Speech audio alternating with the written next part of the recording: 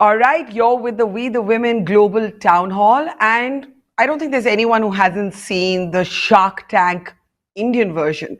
If I had to describe the women we see on this show, and in fact, even other women who are like looking to make a mark in a world that continues to be dominated by men, I would say that these are women who, yes, swim with the sharks, but also run with the wolves. And that is, of course, a metaphor for their boldness and for their determination and for their stubborn insistence on finding their individual journeys. So let's introduce our sharks today, and also a young girl they've helped, and other women who are inspired by them when it comes to female entrepreneurship. First, I have to profusely apologize. I know we've kept you waiting. You will, I hope, pardon us. This is a 10-hour live stream, so there is a little bit of up and down in the time calculation. I know you're all terribly busy women, so I'm sorry, because time is money, as they say.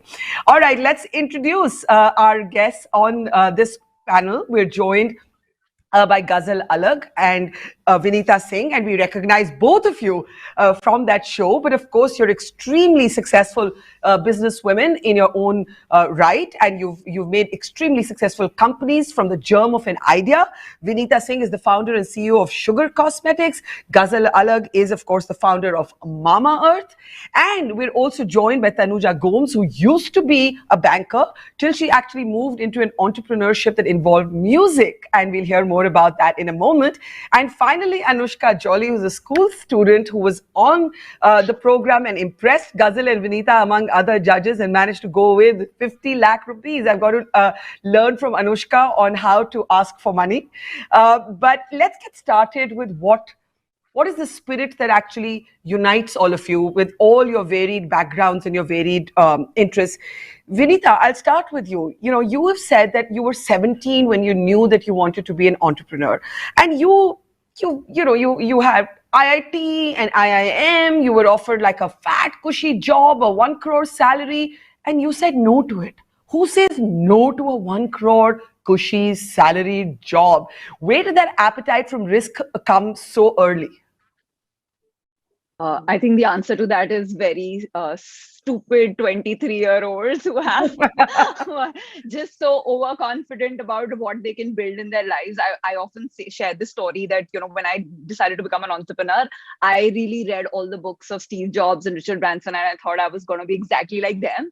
And then, of course, after 10, 12 years of fumbling my way around and failing and getting multiple rejections, my first disappointing realization was that I am no Steve Jobs or Richard Branson. And I really had these self-doubts that, was I ever meant to be an entrepreneur? Probably entrepreneurs are meant to be a certain way in terms of just geniuses, visionary, ability to have like these billion-dollar ideas and like take like large number of people along with them. But then I realized that over the last 5 to 6 years that I think entrepreneurs, and Shark Tank has made us realize that even more entrepreneurs come in all shapes and sizes and genders. You just have to figure out what is it that's really you are meant to build. And when you do that, it's probably one of the most fun careers in the world, because you get to work on new stuff every single day. You get to inspire, you get to be a role model for both in Ghazal and my case, thousands of women who work for us. And I feel that, Shark Tank also made us realize that it's a great platform to pay it forward, because both of us come from a very, very investing background where we've raised money from venture capitalists who hardly ever fund women-funded, women-run organizations. But both of us, Shark Tank put 3 out of 7 women on that panel, and almost 48% of the money actually ended up going to women. So very proud of this whole movement that is being led by young entrepreneurs like Anushka. We are just there to pay it forward as much as we can. Well, I always say that the defining spirit of this property, this platform, We the Women, is audacity. And I think that, Vinita, in some ways, your journey, turning down that cushy, salaried, predictable, safe job has been about audacity. Ghazal, you discovered or rather worked on or built on the idea of Mama Earth while looking for chemical-free products for your newborn. So it came from a personal place, and now it's become a massively successful brand. What is that one sort of mantra that you would be able to share today, both from what you've learned from your own journey and what you've unlearned? What is it that they don't teach you at business school effectively? So, Barka, I don't honestly know what they teach in business school because I haven't been to one. You Entrepreneurship is know, the best business school. And there's Vinita by yeah, contrast, who still is making her own rules. But yeah, of course, I meant it metaphorically. I know you haven't been to business yeah, school, yeah. but what I mean is, So, from your life experience, what have you learned and unlearned? so I think one thing that is really, really important for me is to enjoy what I'm doing at that point in time. And then, put in all your effort to just be the best at that. That's one of the mantras that I've lived by till date. I started working at the age of 18. I was the youngest girl in my school at that point of time who started earning money for herself or was independent. After that, I started my first venture. Then I learned art from New York Academy of Arts. I came back, I exhibited. So I've been in very different verticals altogether. But the only thing that keeps me going is that when you have a strong purpose behind what you're doing, that why is so strong, you end up putting your best. Success is what follows. So I think that's one thing that I've learned even with Mama Earth. The reason that my son was going through certain problems and I wanted to solve that problem for him, that purpose was so strong, that at any point of time when things got difficult, giving up was not an option because we could see him right there, right? And that is what pushed us to just be at it and build something out of just a pain point that we had and solve it for other parents. So I think that's one thing that I live by till date. So, and of course, it's not easy. And as Vinita flagged, there's a complete disparity between access to venture capital funds. Women are not able to access capital in the way that men are. Women are also sometimes diffident and shy about asking for money. And it hasn't always been easy for any of you. And Vinita, I want to go back to you because, you've spoken about how when you started off, you used to live in a tiny flat. It would frequently flood. You took to running marathons to help sort of keep calm. Talk about some of those tough moments that you look back at today. You can laugh at them today, but I'm sure they didn't feel funny when you were going through them. Yeah. So, after getting rejected by a lot of venture capitalists right out of Ahmedabad, our first business was like to launch a women's lingerie brand and sell it online back in 2007. And everybody questioned the idea of trying to build a brand. This was like literally 15 years back. So after many rejections, we decided we'll bootstrap. And when you bootstrap your company, it's hard because you have to manage the cash flow. You can't take decent salaries. So I remember my first 2-3 years, we used to be able to take start with 10,000 rupees and then went up to 25, 50,000. And living in Mumbai was hard. And I remember being very, and my parents were well off. They are upper middle class, but I didn't want to take money from them because they'd already funded my education, which allowed me to take that big risk because I didn't have a big educational loan hanging over my head. And so it was actually not a very tiny flat because, I mean, at the end of the day, we come from a place of privilege, but compared to how I grew up, it was like in Bombay, they have this concept called 1 BK, bedroom kitchen. There's no hall. It's not a 1 BHK, it's a 1 BK. And then, of course, again, the whole water flooding is a bit of an exaggeration. I think, there's been a Chinese whisper there that's happened, but yeah, there used to be water leakages. But in Bombay, it's which house does it have I think Hrithik Roshan shared a photo of himself in his balcony sitting with his mother, and there was seepage on his walls, and I said, well, sealant is universal. I agree. And I used to actually not mind my flat at all till my friends once came over and said, this is more like a chawl than a flat.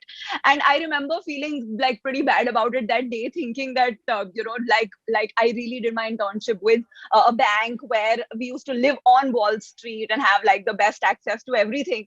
And and of course those were the times where the business wasn't doing too well. Bootstrapping is really hard, and I used to run a B2B business. And when I used to go to pitch to these HR managers, it used to be very hard because they wouldn't take me seriously. I really have been to conversations where I've tried to gray my hair and go into it to be taken seriously. Oh, really? And my co-founder would be somebody who is 13 years older than me. So they would just want to talk to him and not to me, unless it was, of course, there was an ulterior motive there, etc. So I really thought, and by the way, probably I just suck at sales, which was also my realization, never to run a B2B business, because it's just, but hang on, you're basically saying that because you were young and you were female, that was a double disadvantage.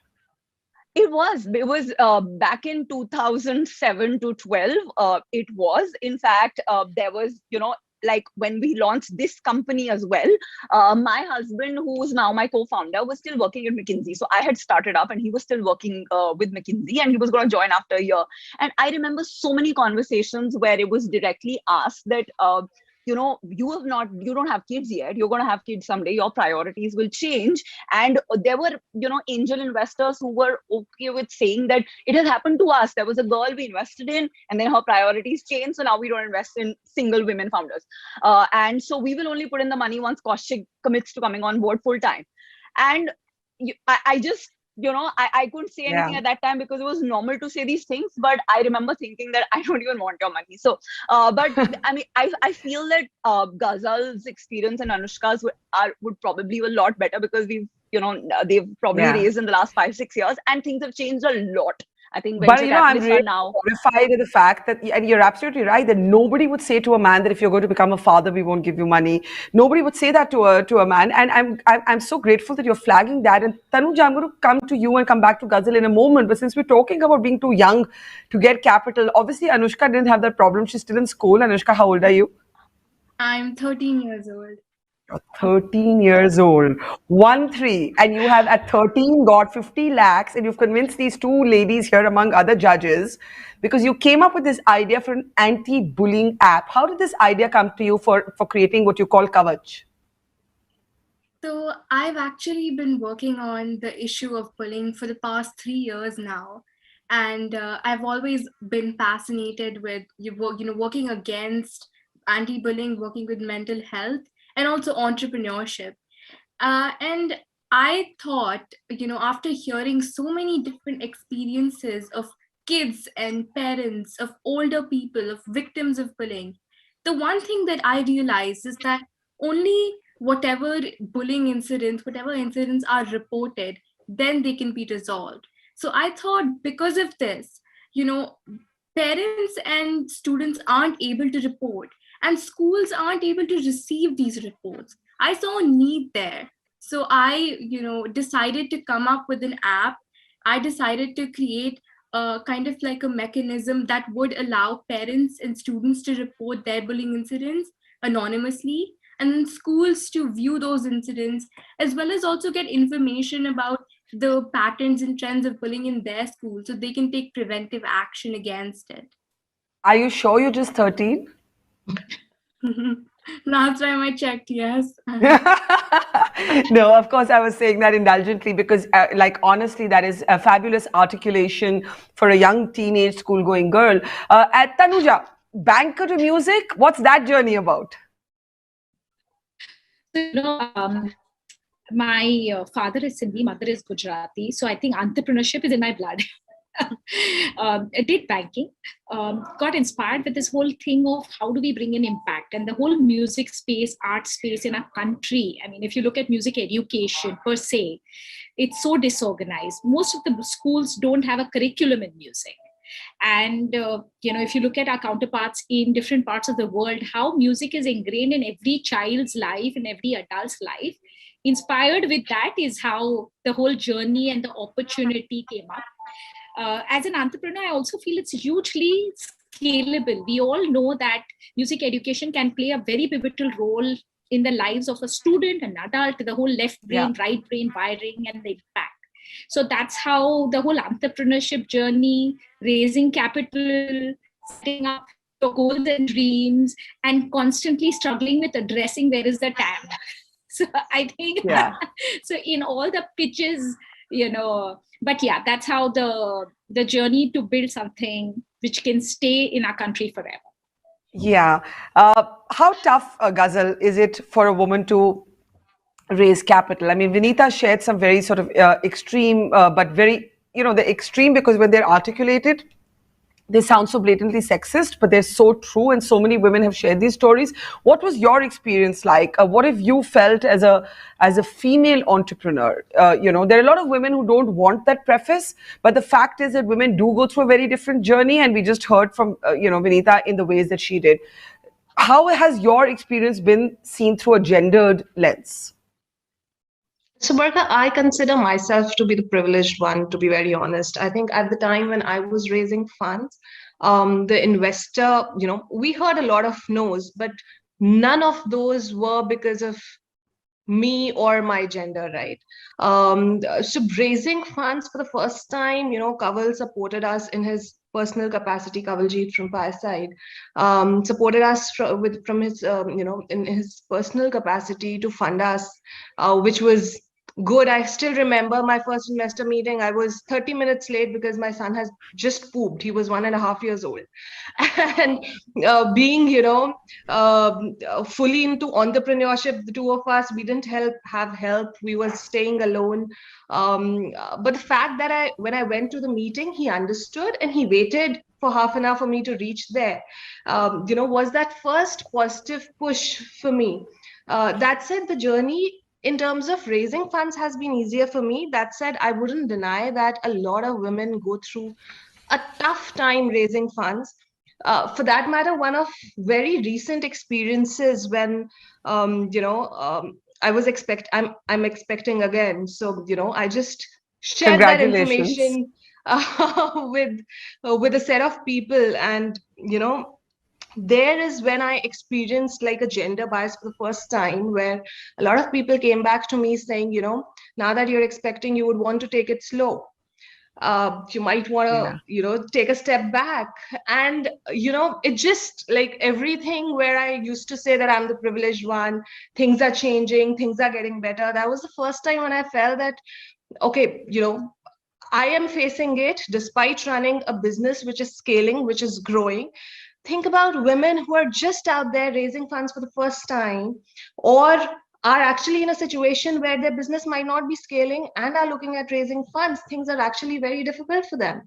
And you wouldn't ask this question to my husband, who's also my co-founder.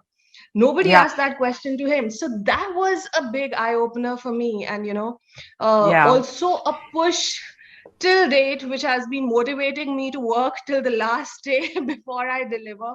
I think it's just uh, going out there, setting an example that you don't have to prioritize your personal and professional life at different times. The two of them are supposed to run together. Till the time we are able to manage that, nobody should be in a position to ask questions like these to us, right? We will take care of ourselves, our kids, our business, our life. Uh, and I mean, that's how it should be.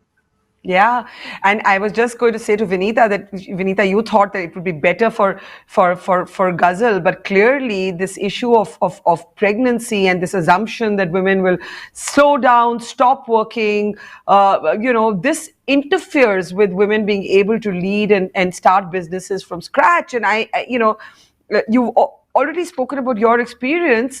What is the most sort of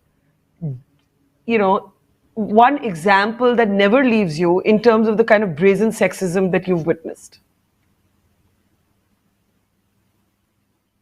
I think the examples that I quoted are probably the extremes. I will give you an anti-example, in fact, in the context that Ghazal mentioned. So I had both my sons as well in the last 6 years. So both my my eldest son is as old as Sugar, and the first time that it was we had like sort of raised money, but for about 3-4 years we hadn't been able to scale our business. So we launched Sugar in the hope that this would work. And I remember till the delivery, I was so scared of breaking that news to my board, because I thought that I hadn't been able to do justice to their money yet. And I felt just so self-conscious that till the day one of our board members came and actually asked me that, are you pregnant? I actually didn't share that news because I just felt that they're gonna tell me about how I how does one have the courage to have a family at a time where they've not been able to return the money? Because when you take money from an investor, it becomes like this big moral responsibility. And I just felt like I'm not that person who would do that with somebody else's money. And I felt that guilt and that shame of being expecting. And at that time there weren't as many examples of women who had young children and running their business, and it was my first child. For me, actually, it turned out to be exact opposite, because our lead investor actually showed up at my house in about a month into the baby to see the little one. And he was, and he heard me trying to explain about how I'd got this support system. My mom was here. I was going to get back next month. And he said, calm down. Like, really, this is your, like, you don't have to prove that you're really ready to get back and do all this stuff just for the sake of it. It's this is like a special moment, and it's okay, do it, like, take it slowly and do it when the time is right. And he's been so supportive. So the next time I had my next little one, I actually, when the little one was 2 months old, I went to our offsite and I made our investors babysit the little one, and they were just so happy to have this little one around. And it didn't feel like anything awkward or anything that's holding women back. And so in my mind, my learning at that time was that a lot of times the guilt and the shame was in my head, because I didn't see any role models. Like, if I had seen Ghazal's story before mine at that time, I would have probably not questioned this, and I would have thought that this is okay. Totally hear you, but now we have all of you as these role models for a generation that will follow. Tanuja, your experience with sexism? Yeah, I think, just to add to what Ghazal and Vinita have said, I feel when a woman entrepreneur goes out to raise money, and the dreams are very ambitious, saying it's unicorn, the belief of those dreams and the questions that come against this are very different. And the points that you all mentioned, that whether, first of all, baby, your career, so all those things, there's stereotype. Let's say, and at least I have experience. I've done 2 rounds and I'm trying to do my 3rd round, and there is a stereotype of how an entrepreneur has to be positioned, their background, their education, those stereotypes are there. They say, if a woman is aggressive, when a guy is aggressive and a woman is aggressive, there are very 2 different perceptions that the world takes about that. So absolutely, I feel those there are stereotypes, definitely. Those attitudinal stereotypes continue, but maybe a brand new generation is going to have a different experience.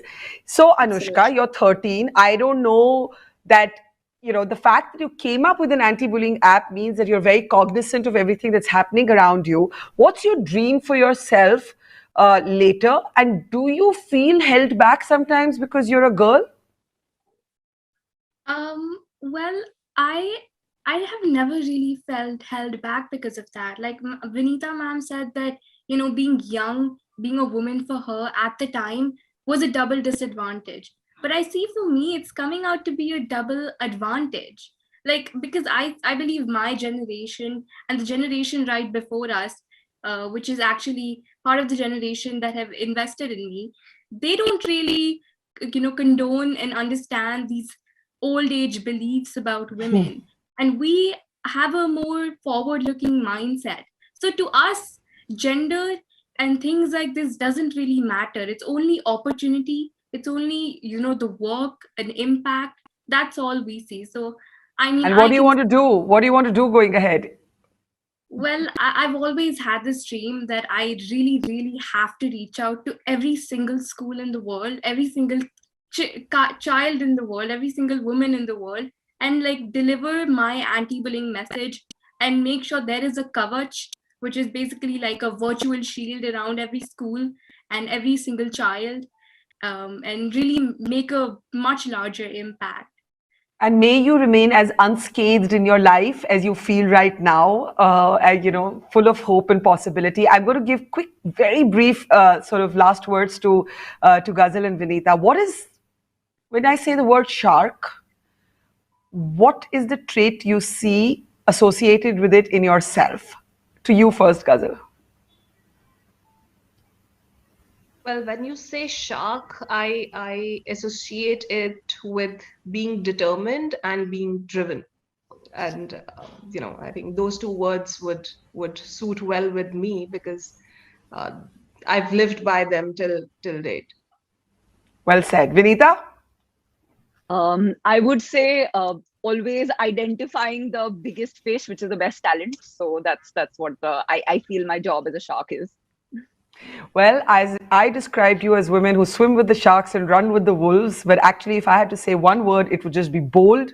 And if I had to add another word, it would say risk takers, because you're not scared actually to take a risk. And people who remain very safe, they have also, I'm sure, fulfilling lives in their own ways and on their own terms, but they're not sharks. So thank you, Ghazal, Vinita, Tanuja, and above all, Anushka.